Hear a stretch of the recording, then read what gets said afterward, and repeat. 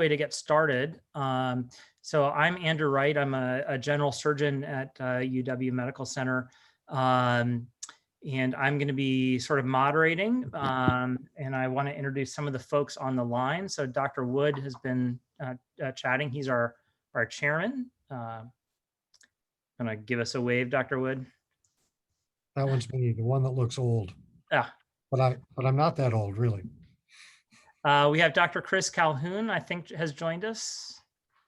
Dr. Calhoun chairs our Women's Council. She's also the clerkship director and a good friend and fantastic surgeon.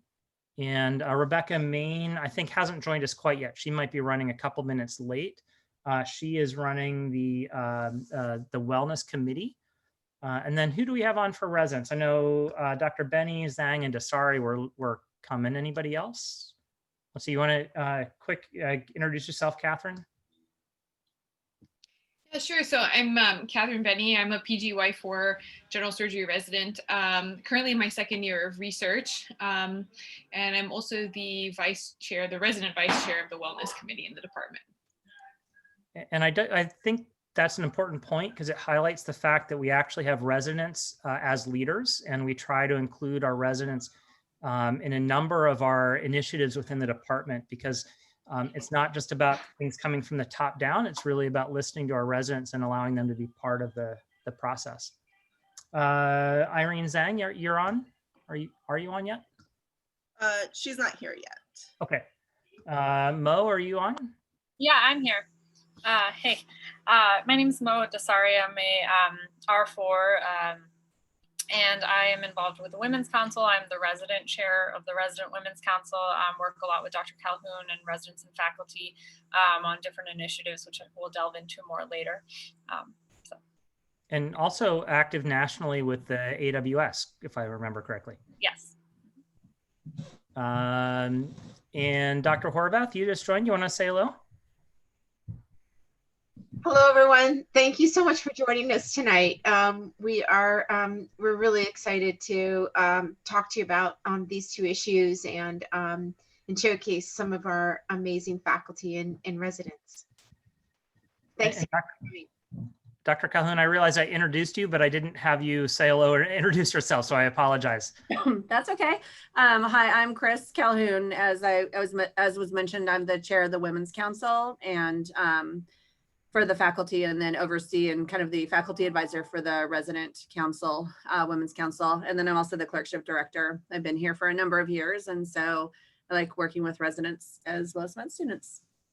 Yeah, and the fun fact is that for many, many years, Chris was one person ahead of me on the waiting list to get into the good parking lot.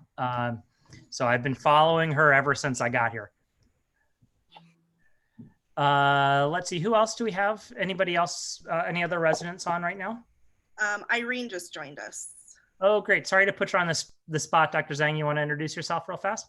Sure. Hi, everyone. My name is Irene Zhang. I'm one of the PGY4 residents and also out on research year 1 right now. I'm doing some outcomes research and getting an MPH. Awesome. So I think that's a nice way to get started. I think since Dr. Maine is going to be running a few minutes late, if it's okay with you, Dr. Calhoun, we'll switch the order and have you go first. Is that okay? That works. Perfect. So what we're going to do is have a few slides just to introduce each topic, and then feel free to chime in with questions in the chat, and we'll sort of talk about whatever questions pop up. And then I have a few questions that people send in ahead of time as well that we can talk about. Okay. And Joanna, are you sharing the slides? I can. I can share mine too, if that's Okay. easier. Yeah, if it's easier for you. Sure. Yes. Hang on one second. I got to call up the slides. I didn't know I was going to be sharing them, so just take a moment.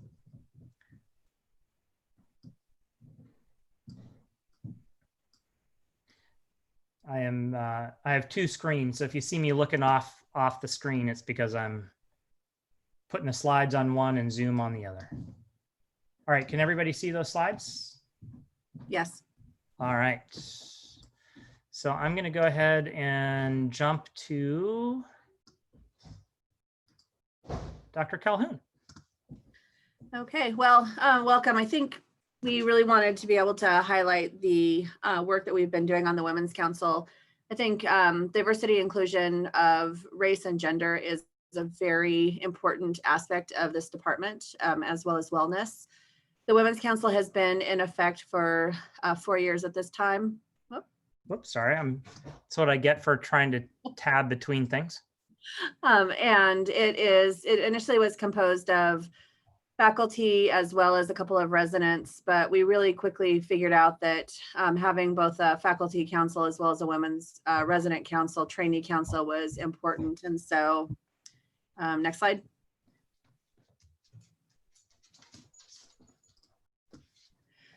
So our faculty council is made up of representatives of all levels of rank, as well as all of our practice sites. We have representatives from the University of Washington Montlake campus, Northwest campus, the VA, Harborview, and also Children's.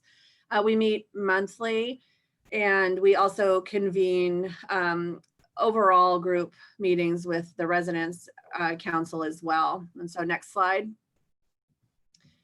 Dasari has been the chair of the Women's Council since its inception, and there are individuals from all classes, as well as the vascular, plastic, and CT surgery classes. We have an intern as well this year, and so we really do value input from all levels.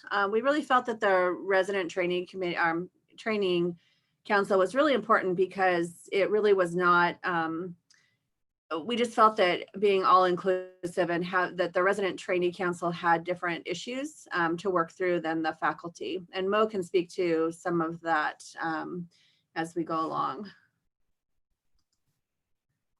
So we actually want this to really affect change. The University of Washington is a very welcoming place to be a resident, to be a faculty member. But I don't think that anyone can really rest on their laurels. And so we really have taken deep dives and looked at issues that are important to women as well as men within the department. We did a deep dive and just kind of a needs assessment early on that looked at career barriers and just kind of the attitudes of individuals, both faculty as well as residents, in terms of gender, and were there issues that presented career barriers. And it really was not just blatant gender issues, but it was really just looking at all aspects. And we really found some interesting information. We presented it as our ground rounds, as well as it was presented at the Pacific Coast Surgical Association as a podium presentation. And then it was presented, or it was published in JAMA Surgery. Next slide. We have really spent a significant amount of time working on pregnancy and a leave policy. Dr. Wood might want to chime in. We came up with, this has been a grassroots thing that we have been working on the entire time. We really want to define issues in terms of pregnancy, in terms of how it impacts clinic, call, operating, both at the faculty as well as the resident level. Family leave, we were very fortunate within our department to have maternal leave, but parental leave was not as embraced just at the Washington state level. This was not a department level thing. And then also issues regarding to lactation. This has really been a long process. I think this is something which needed to have ample time devoted to it. And Dr. Wood has actually used it as a blueprint and presented it at the ACS level. So Dr. Wood, if you want to chime in about just kind of how we have affected change at the national level, as well as just at the department level. Yeah, Chris, thanks for giving me the chance to say something about that. I think this is really important, and I'm proud of the work that you and your committee have done that have actually influenced national policy on this. So interestingly, when you start to work on this, you realize that it's not that easy to affect changes individually at the local level, even though you might be well intended, because there's so many other barriers in terms of requirements of the boards, requirements of the residency review committees of the ACGME. So I serve on the Board of Regents for the American College of Surgeons. And this past year, myself and the president of the American College of Surgeons, Dr. Valerie Rouche, made this a priority to work on a parental leave policy for surgical trainees. So, and that has just about a month ago been approved and accomplished. But I think more important than the fact of the American College of Surgeons producing that, creating sort of a stake in the ground for programs then to respond to and to move towards. More importantly, the American College of Surgeons has the, I think, the weight within the community to go to the American Board of Medical Specialties, all of the surgical boards, so not just general surgery, but orthopedics, urology, OBGYN, all of the surgical boards, as well as the surgical residency review committees, to work on getting them to adjust their policies that would create a more standardized and a more family-friendly a policy for parental leave for surgical trainees. And a lot of that came from the work of Dr. Calhoun and her committee that gave me some of the foundations of what we then created as a national policy statement for the American College of Surgeons. Yeah, and I think it's really, this is something that the Women's Council is very proud of. I think that it's easy to give lip service, but to actually really advocate and put it into motion, it really means something. We have a number of faculty who are parents. We have a number of residents who are parents. And so I think to know that your department has your back on these things and that we are going to be looking at when is it appropriate for clinical duties to stop? When is it appropriate for leave to start, and how long should it be? And then also really supporting women who are choosing to lactate as part of their parental journey. I think it means a lot that the department really has our back on this. So next slide. We also really have wanted to foster mentorship, and I think that this mentorship goes both at the faculty level as well as the resident level. I think that this is something that you'll see as Dr. Dasari speaks about some of the medical student mentorship program that the residents have actually launched. It really is a multi-level and crosses all lines. We have faculty in terms of helping people with the promotion process. We have residents who the faculty are mentoring, and then also the residents who are working with medical students. So Mo, if you want to speak about that, that'd be great. Sure, I'd be happy to. So we, I believe it was last year, we helped the UW Medical School form an AWS chapter, which is an Association of Women Surgeons chapter through the medical school. So helped some of the medical students do that. And then through that, we've tried to assign resident and student mentorship pairs, which we did about a year ago, and sent out surveys to see if students felt more mentored, and we're working on still processing that data. It was mostly focused around giving students who are thinking about surgical careers an opportunity to connect one-on-one with a resident and just have questions answered, and pre-COVID, obviously, meet up and casually kind of discuss their career interests. We additionally have been working on mock interviews, which we did successfully last year, and we're planning on doing a Zoom version of that this year to allow fourth-year medical students applying into surgery the opportunity to do mock interviews with residents, which we think is a valuable way to feel prepared for interview season. So those are some of the initiatives we've worked on.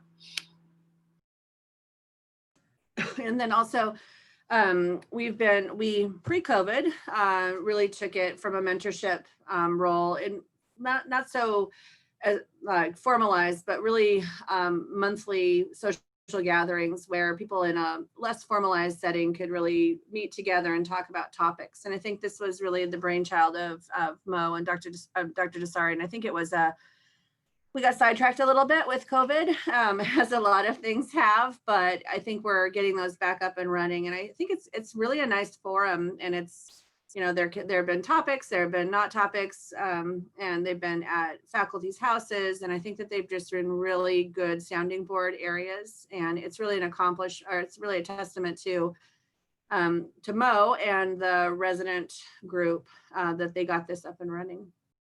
Yeah, I think I was supposed to actually host one in March, about 3 days after everything shut down.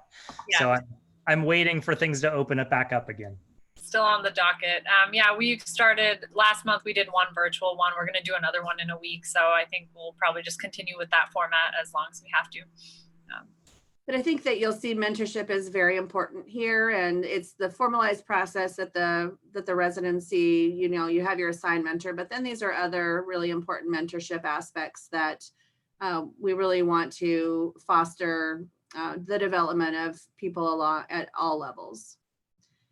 We also have the Association of Women Surgeons. We have a UW student chapter. This was a new, they started it in 2018 or 19. I'm the faculty advisor, and we have both the faculty and the trainee women's councils have really been integrated in with them and have really helped with their forums. We did a Life as Surgeon panel, which is the very first picture that was highlighting the Women's Council. A group of residents as well as faculty met with the MS1s to the MS4s and talked with them about what it meant to be a surgeon as a woman. We did a mock interview panel, as Dr. Dasari mentioned, and there's another one coming up. And then these monthly social gatherings that also pivoted to virtual. I think it's really just a testament to the importance of women in surgery, being able to meet and just mentor one another and foster camaraderie. So, next slide. We also have some academic projects, and we don't really have to dwell on this, though we've done, as Mo mentioned, the student mentorship program is also an academic project. Some of our residents are working on this, and I think that this is really important for us to get some academic product and some ink for residents. And I think that this, anyone coming in, it would be a good opportunity to meet. We designed these projects and really want residents involved on things which are applicable and get publications and present at national levels. These are all in the working steps and working stages with data acquisition, but it is something which is kind of an offshoot of the trainee or the councils. And again, we're doing a resident evaluation project and then working with our pathology group. So really academics is important with the Women's Council as well. Next slide. And I think that is, Mo, do you want to say anything else for the Women's Council? I don't think so. I just want to kind of highlight some of the things you said, which is it's really something that's been born out of kind of things that we as faculty and residents feel are a necessity to kind of foster community. And I think it's really fun that we are kind of able to develop these things just based on what we think would be best ways to get to know each other and support each other. It's all kind of constantly in the works, and we're always open to new ideas, and that's why we also like to get younger residents involved early so that we can keep making sure that we're staying attuned to the needs of all our trainees. Yeah, and I think the residents have just really done a great job with the Women's Council. I think that their Women's Council is really affecting change, and it is working with the mentorship, and they've been really helpful in terms of guiding us as the faculty as well with some of these important issues. So I think it's the department's a very good place to be for all genders. And I think that, it's a great place to be a woman and be a surgeon. So thanks to all of you. And for the potential applicants, please feel free to put some questions in the chat. We're going to spend a few minutes on this topic, and then we'll switch over to the Wellness Council. So feel free to pop some questions in. I also point out, because I mentioned this last week at the research section, Dr. Dasari actually just recently published some research around how gendered language affects surgical performance, which was kind of interesting. So we have some active scholarship and research, even in addition to what was presented here. one of the, Irene or Kat, you guys have anything you want to add to what Dr. Dasari mentioned?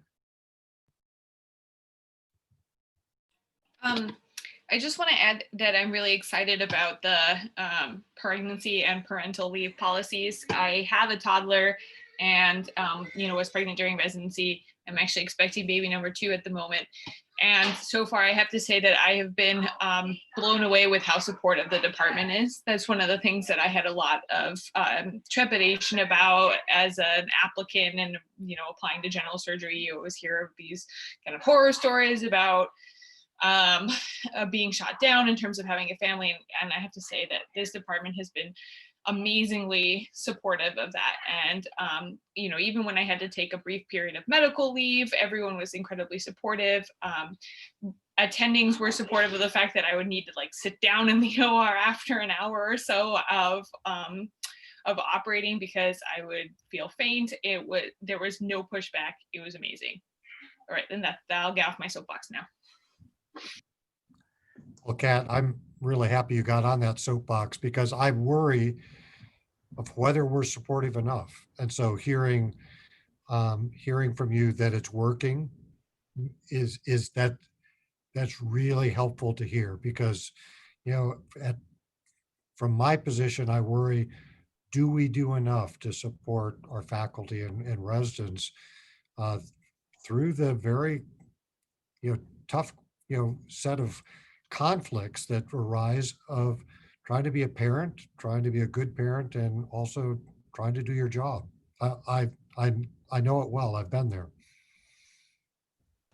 Yeah, and I think that one important thing to highlight is this is not just for the benefit of women. I think that the recent parental leave is really a good advancement because, I think that maternal leave has been more defined. And then this whole concept of men taking leave to be with their families and for individuals who have adopted or have foster to adopt or surrogacy. And so I think that it's really, this is a very positive advancement within just the surgical community in terms of having it be parental leave. And it's becoming much more common. I mean, male residents are taking time off and being with their family. And I think that's really critical. So if any of the men on the call do not have to feel like this is all, it's the Women's Council, but we're also affecting change for all individuals, not just based on gender. Yeah, and I'll pile on to that because what Dr. Calhoun is saying, I've often stated, which is, and in fact, it's in the charge of the Women's Council when we put that together, that this is about issues that particularly women are interested in and have leadership in. But this is about making our work-life balance and wellness and opportunities to care for our families as well as our job good for men and women. And so this is absolutely raising the boat for everyone. Dr. Horvath, do you want to make any comments as program director? Thanks so much, Dr. Wright, for the opportunity. I think that, I think I have my own personal story of how I've been supported by the department. And this is my 22nd year at University of Washington, and how I think throughout my tenure, it's really been my passion all along to be supportive of all of our residents. And even when we didn't have a policy for the male, the fathers, we would get them time to be with their families. I couldn't agree more that it's an incredibly important time, not only for your family to be there, but also for you to participate. And it's a once in a lifetime opportunity that's critical to be a part of. And so it's been wonderful. I think that as you get, as you go on in life, you start really appreciating the value of the synergy and the ability of many people to carry forward, good ideas. And the work that Dr. Dasari has done, and Dr. Calhoun, and Dr. Zhang, and Dr. Beni, and Dr. Wood. And I mean, it's like, it's really incredible, I think, to watch where our department has gone and where it's going into the future. So it's a wonderful, supportive place to be. And it's the reason why I've stayed and, not left. So I still love it. And I do think it's emblematic of the culture of the department. I personally had a significant medical problem several years ago and was out for months. And the entire department really rallied around me. And, the first thing was, what can we do to help? And I think that is, it involves the Women's Council, but it involves so much else. You have a difficult case, you've struggled because you've had a complication. The department really does rally around. And I think that's one of the things I love about UW. I would echo that. I had a son born with a critical cardiac issue, and I was out unexpectedly for much longer than I was supposed to be. And it's a very supportive group of individuals here, and there's really, anybody will go out to bat for other people. And you really, when something is going wrong, is when you really know that, and the department really does have your back. It's really a great place to work. So I see that there's a question about whether parental leave results in needing to extend training time. And that's actually a lot of what I was talking about when I said the American College of Surgeons statement carries weight with the American Board of Surgery and the other surgical boards, as well as the ACGME and the residency review committees. They're the ones that determine that it's not determined by the department. That's determined at the national level. And so the whole point of the American College of Surgery statement is to have some standardized time around this amount of time you can take without needing to extend your training. I need to acknowledge that there still is competency aspect of training as well. So it doesn't mean that you get a free pass. Our DIOs sort of emphasize that to me. But the point is that one ought to have an appropriate time of parental leave without it extending the surgery residency. Well, I do want to be respectful of everyone's time, and we're at 6:01. So I think we could talk a lot about the culture of the department and about these issues in particular, but I do want to give the appropriate amount of time to our Wellness Council. And Dr. Maine has joined us. So since you missed the introductions, Dr. Maine, why don't you introduce yourself, and then we can launch into those slides. Great. Thank you very much. I'm Rebecca Maine. I'm one of the trauma critical care surgeons at Harborview. I did my fellowship training here and joined the faculty just about a year ago. And it's been great to be back. It's a really wonderful place to work, just like everybody said. And I'm working on sharing the slides here.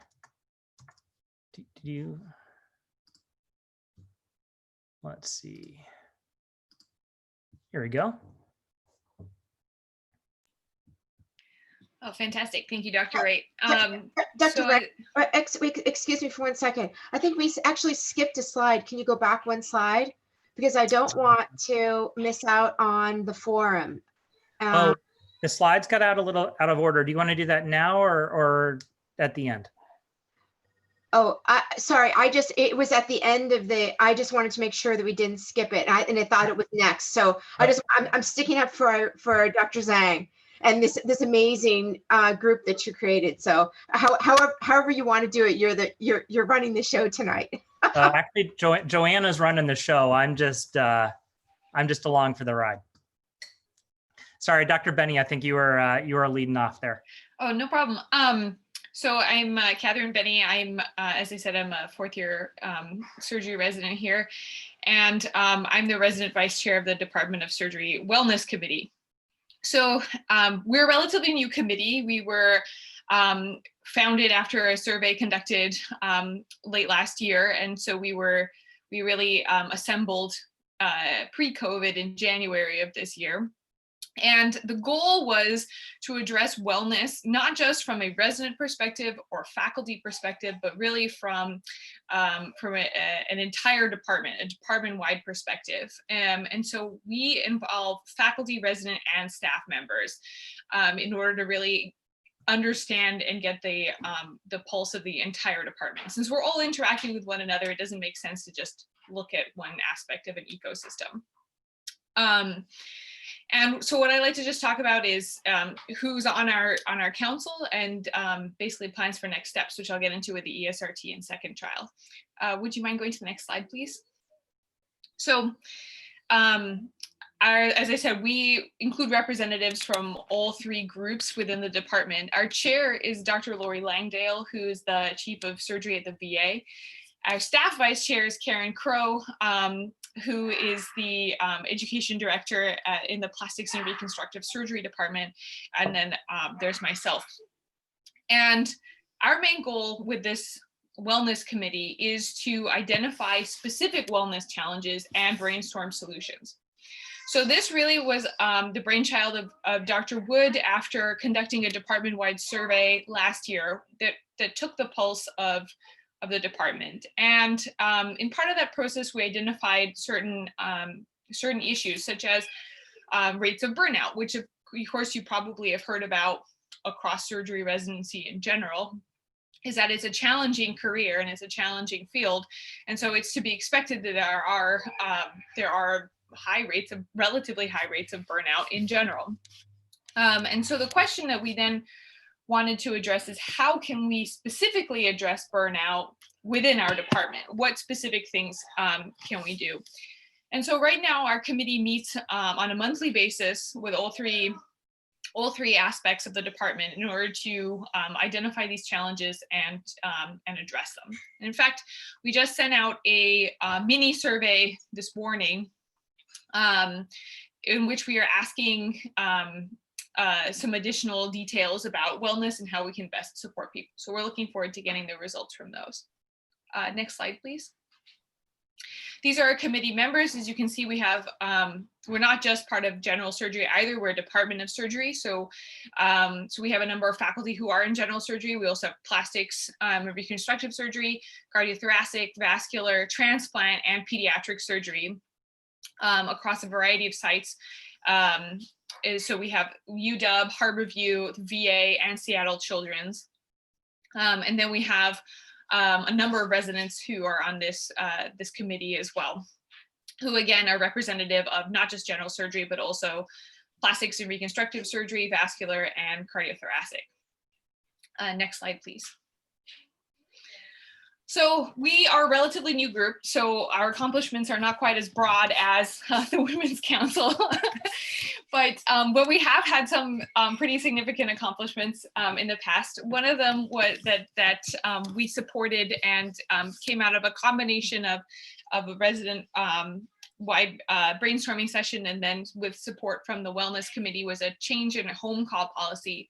So you may or may not be familiar with it depending on how your rotations went in medical school, but the concept of home call is that you take your pager home with you, and you might be called in to see a patient, you might be called in to go to the OR and so on. And then because it's not a true 24-hour shift, oftentimes you're assigned to clinical duties the next day. And after reevaluating this, we realized that there are some home call shifts where you are in the hospital all night and you're operating all night, and then you have a full day the next day and you don't have the opportunity to rest. And so we embrace this change in home call policy where we're provided that the service allows for it. And frankly, most of the time, I'd say that 98% of the time, there is this opportunity. The senior resident can be sent home after a long home call of working in-house. And really this can protect resident sleep and help improve resident wellness. It also helps with resident education because it can encourage optimal learning. by allowing that needed rest. And then it also promotes this faculty and team flexibility, which in turn will promote faculty interactions with some of the more junior residents. Next slide, please. The next task that we are striving to accomplish is we're planning to implement the ESRT for the department. So ESRT is a program that was developed out of UCSF. It is called the Enhanced Stress Resilience Training. And what this really is a formal mindfulness training in order to help mitigate stress and burnout. And basically the idea is that it helps you pay attention to your own emotions and your own reactions and determine how best to mitigate unhelpful, unnecessary stress responses. This is pioneered by Dr. Carter Labarres, as I said, at UCSF, and they've had phenomenal results in their department. And one of the most impressive things that I noticed when she presented this at Grand Rounds recently was not only is there reduced burnout from a subjective aspect, but there's also a reduced stress response when they were measuring catecholamine levels and also in certain fMRI studies. So they have both a subjective and objective findings for how this really improved stress response in residents. And so our goal is to, first, with part of this survey that I said that we just sent out, we're going to make sure that the department would find this beneficial. And we do believe it would, but if sufficient people say no, then we won't implement it. But our goal is to implement this winter at the University of Washington. And this would involve 5 hour-long sessions that were spread across 5 weeks. So each week you have an hour-long session for 5 weeks. And you can see some of the testaments that residents who've been through this program have stated. At work, I'm much less reactive to pages and nurse requests. I've gained space between certain stimuli and my reaction to them. I take a moment to understand my role and how it relates, and it improves my interaction with them and with my patients. It's allowed me to parse out my stress. Lack of control makes me stressed, and I'm learning to accept what I can't change and let it go. And our goal is that this is not just going to be training for the residents, but also for faculty and staff should they desire it. Next slide, please. And then the final aspect that I like to talk about is the second trial. So you have probably heard a lot about the first trial, which was about flexible work hours in the setting of versus traditional work hour restrictions. A lot of this was to do with 24-hour shifts for interns and an 80-hour work week limit. And as part of this, they measured burnout amongst surgery residents. Burnout is high. It's about 40% amongst surgery residents. And so they decided to follow up with what's called the second trial, which is a prospective trial to evaluate the culture and wellness within different surgery programs using a variety of methods. And then the ultimate goal is to implement a wellness toolkit and an intervention and be able to examine the impact of that versus control programs. And so as part of this, we've been administered, we take wellness surveys after the ABSITE, and I believe it's in 2022 that we're actually going to be randomized to either the intervention arm or the control arm. And we'll see what happens because I don't have any control over that. But I'm excited that the department has really embraced this aspect of research to really promote wellness, not just within our own department, but the wellness of surgery residents across the country. And with that, I'd like to open it up for any questions. And then Dr. Maine, of course, if there's anything I missed, anything I'd like to chime in, please go ahead. No, I think you did a great job. Thank you very much, Dr. Beni, for introducing what has really been the priority on the Wellness Committee, which is figuring out through a lot of feedback from all people in the department how we can do things better. And that, I took the ESRT class in the spring, And I found it very beneficial, and I would be very excited if the rest of the department is interested in it, because I think there's a lot of potential. And it would not just be something that we did this year within the department, but something that we would plan to introduce to residents going forward. And UCSF has now moved to they started with their interns a couple of years ago, and now they're developing curriculums that are targeted at different level residents.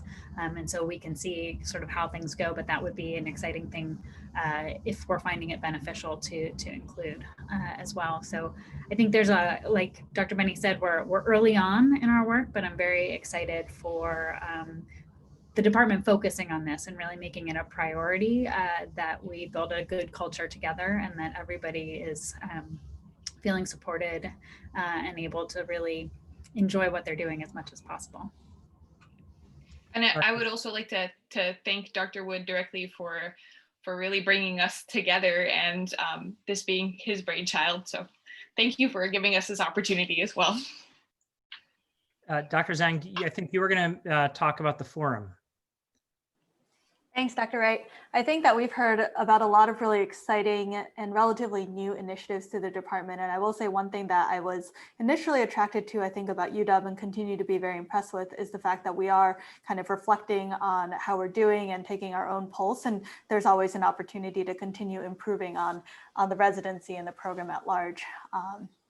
And I will say on that note, one thing that I was involved with helping to develop now 2 years ago in 2018 is something called the Forum, which you can see some of the details on the slide. But basically, this is a relatively informal gathering that we developed about 2 years ago now that brings together residents and faculty, particularly Dr. Caitlin Smith, who's a pediatric surgeon at Seattle Children's, has been wonderful about hosting some of these gatherings in kind of a private setting to come together and just discuss some of our experiences that we encounter in residency.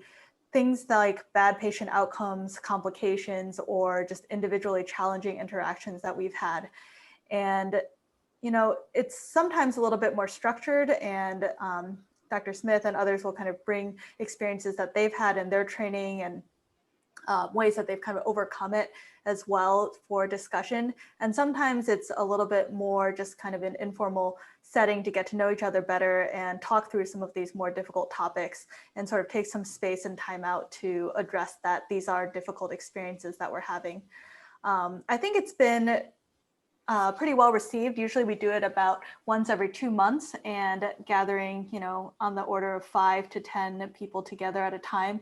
Most recently over the summer, it was in a socially distanced way, but it's been some really fruitful discussion. And I think it just takes a moment to acknowledge the fact that we all come into surgery residency hoping to, you know, give our all and make a really positive impact on patients and the people that we encounter. And some of these experiences pan out the way we want them to. And obviously other times it can be very difficult to see a patient do badly, whether it's through someone's error, or through nobody's error at all. And I think it's really important that we've sort of made space to kind of reflect and discuss these things. So that's the forum.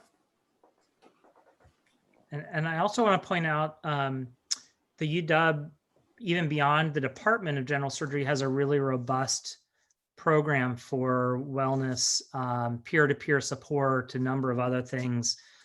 Just as an example, I had a bad patient outcome not too long ago, and immediately 3 different people emailed me and on sort of the individual level, but also put in a referral to our peer-to-peer support formal program. So I think that just shows that culture of caring for one another. Dr. Wood, do you want to make some comments? Well,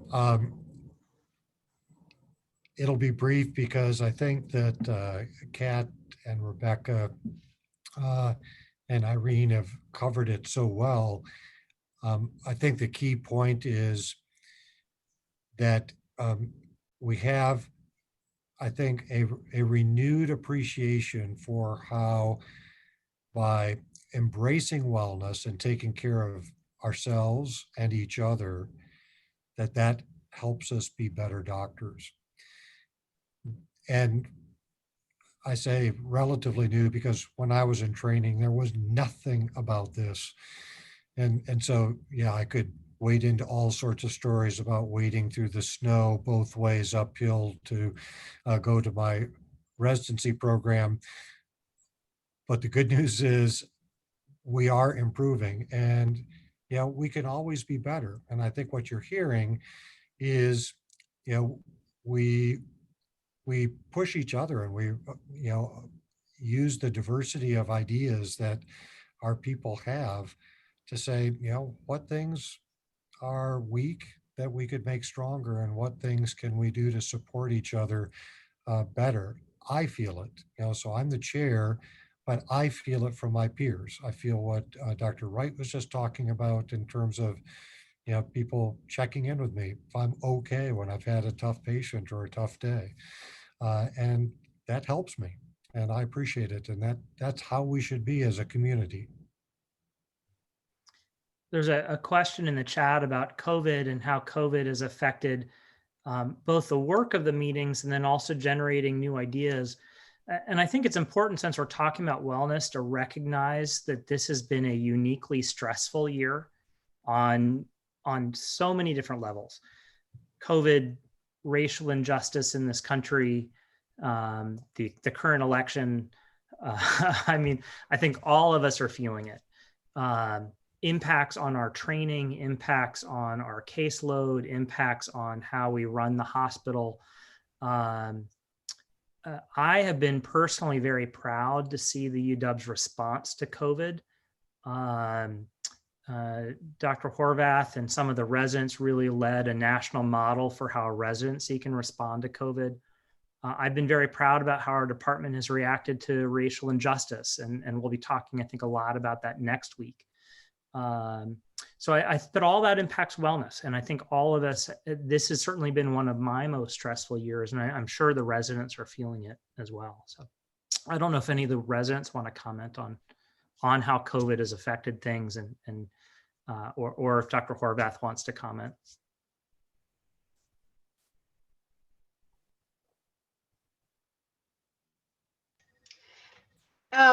I think it's, I think that one of the things I really appreciated is, I also agree that I've been, extremely proud of how UW has really even nationally led the way, not only with resident restructuring, in this time, but also in hospital systems and even our city and our state. I've been extraordinarily proud of how we've done this. I think that from the residency program side of it, I will tell you that I think that we actually became stronger as a community because of COVID.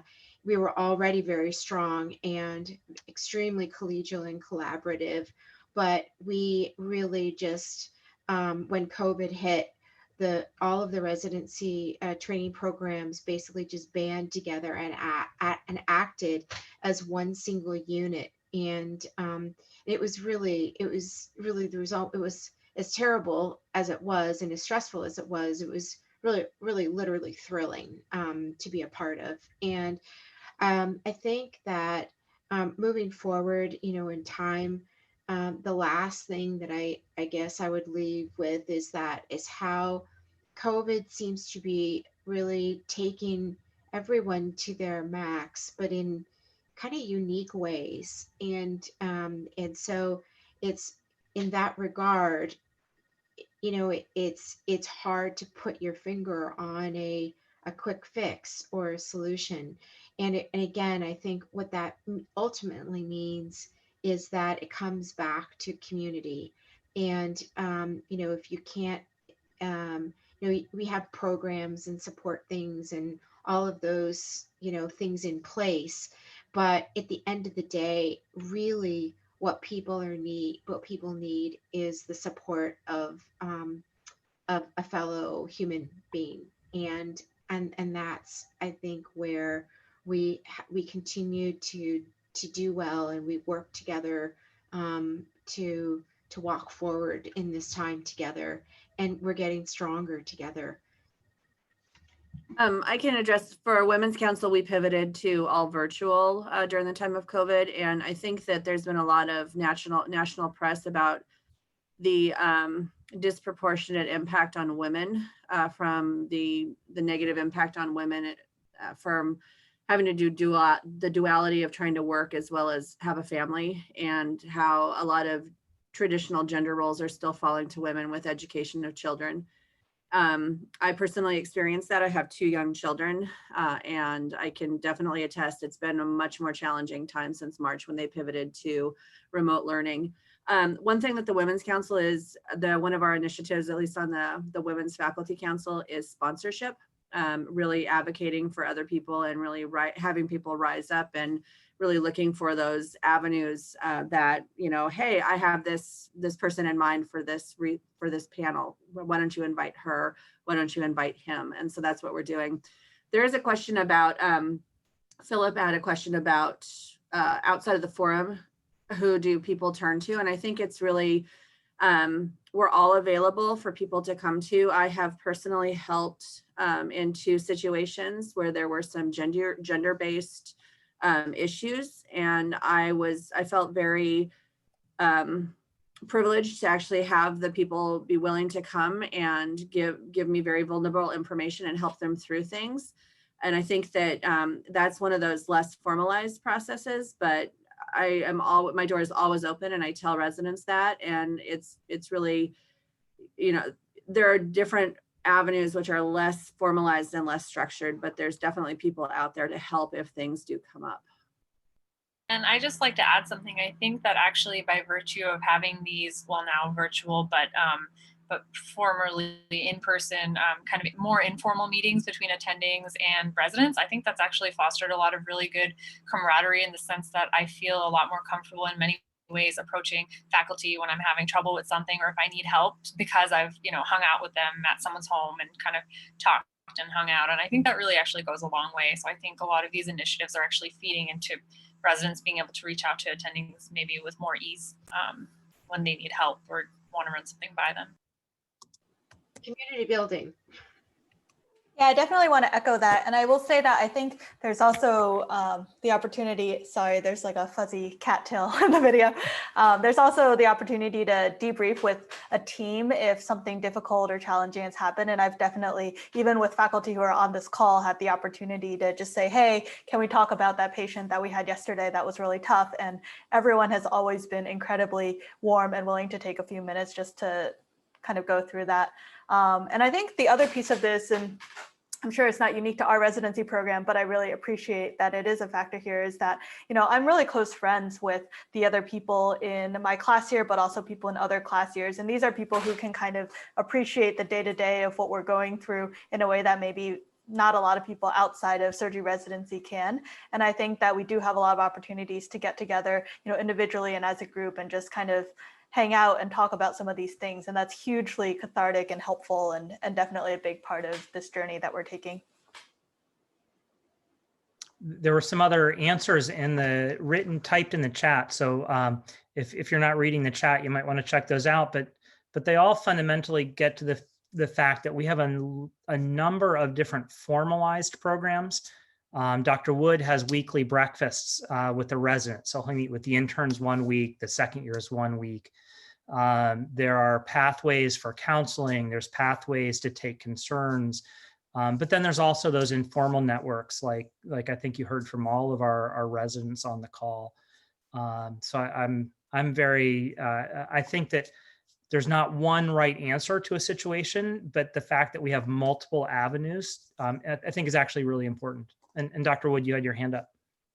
Yeah, I was just going to say, into this COVID, you know, we've been talking about COVID and then wellness and the stresses that it creates. I think something that I'll just acknowledge that I really miss is we don't get together the same way. You know, some of what we have done as a department, we might go to, you know, have something at a bar, or a journal club at somebody's house. And those moments of, you know, more intimacy and actually getting to know each other are really valuable. And those are different right now. Now, I think it's temporarily different, but when I see somebody in the hallway or in the operating room and I haven't seen them for a while, I like want to grab them and say, I'm just so glad to see you. I haven't seen you for a while. So COVID is hurting us. It's hurting me. But I guess one of the privileges that we have, we are essential workers. We actually get to go to work and interact with patients and other people. I feel actually really badly for our staff who are really at home working only virtually. I feel really badly for them because it would drive me stir crazy.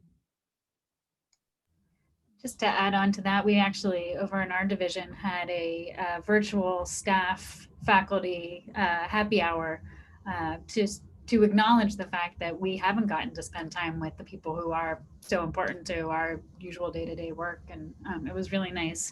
But we do miss them, and it's hard not to have them around too. We've been having a lot of Zoom happy hours.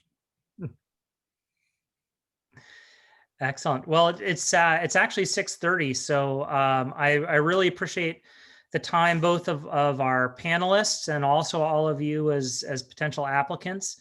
I think all of us on this call at least are pretty approachable. So if you have any questions, please feel free to reach out, email, Twitter, YouTube, and please join us next week because I'm really excited about next week's session on diversity, equity, and inclusion. That has been of enormous interest nationally, and it's been of real work and soul searching locally. And I'm proud of what we're doing, and just like with everything else, we can always do more. But I'm really happy that it's going to be the topic next week. So please join us then. Thank you all.